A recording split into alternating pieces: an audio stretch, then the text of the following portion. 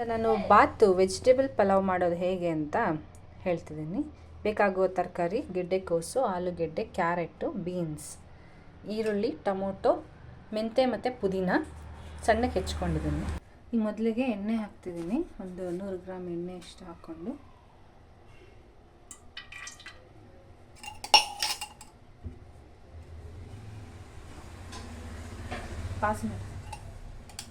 ಪಲಾವ್ ಎಲೆ ಹಾಕ್ತಾಯಿದ್ದೀನಿ.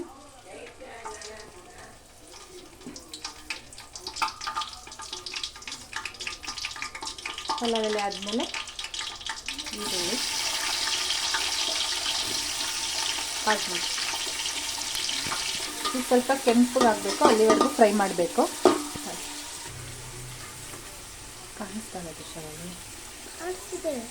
ನೆಕ್ಸ್ಟ್ ಪುದೀನ ಮತ್ತು ಮೆಂತ್ಯ ಸೊಪ್ಪು ಸಣ್ಣಕ್ಕೆ ಹೆಚ್ಕೊಂಡಿರೋದು ಹಾಕ್ತಾಯಿದ್ದೀನಿ.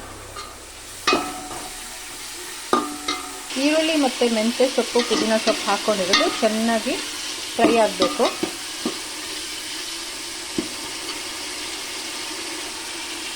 ನೆಕ್ಸ್ಟ್ ಟೊಮೊಟೊ ಹಾಕ್ತಾಯಿದ್ದೀನಿ. ಇದು ಅಷ್ಟೇ, ಟೊಮೊಟೊನು ಎಣ್ಣೆ ಬಿಟ್ಕೋಬೇಕು, ಅಲ್ಲಿವರೆಗೂ ಅದು ಚೆನ್ನಾಗಿ ಫ್ರೈ ಆಗಬೇಕು.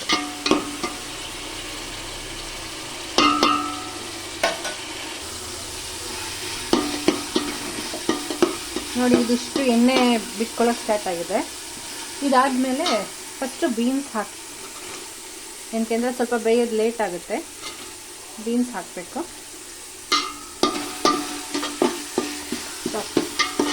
ಈಗ ನೆಕ್ಸ್ಟು ಗೆಡ್ಡೆಕೋಸು ಹಾಕ್ತಾಯಿದ್ದೀನಿ. ನೆಕ್ಸ್ಟು ಆಲೂಗೆಡ್ಡೆ, ಕ್ಯಾರೆಟ್ ಎಲ್ಲ ಹಾಕಿ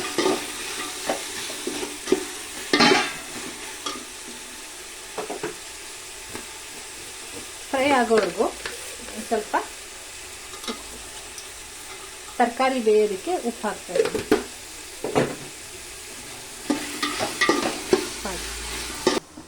ಈಗ ತರಕಾರಿ ಬೇಯೋವರೆಗೂ ಮಸಾಲೆ ರೆಡಿ ಮಾಡ್ಕೊಳ್ಳೋಣ.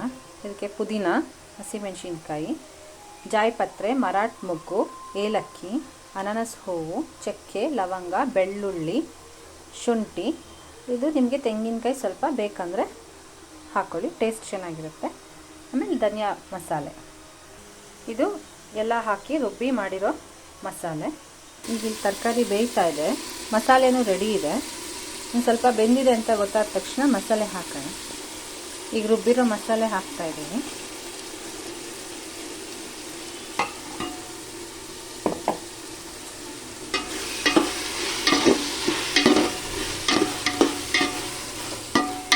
ಇದು ಸ್ವಲ್ಪ ಮಸಾಲೆಲೆ ತರಕಾರಿ ಸ್ವಲ್ಪ ಚೆನ್ನಾಗಿ ಬೇಯಬೇಕು. ನೋಡಿ, ಈಗ ಅಕ್ಕಿ ಹಾಕಿರೋದು.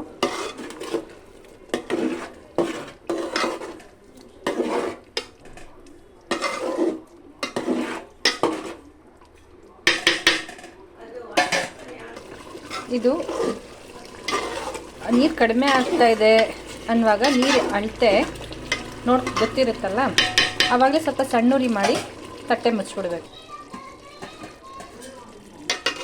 ನೋಡಿ, ಇದು ಆಗ್ತಾ ಇದೆ, ಇನ್ನು ಸ್ವಲ್ಪ ಅರಳಬೇಕು.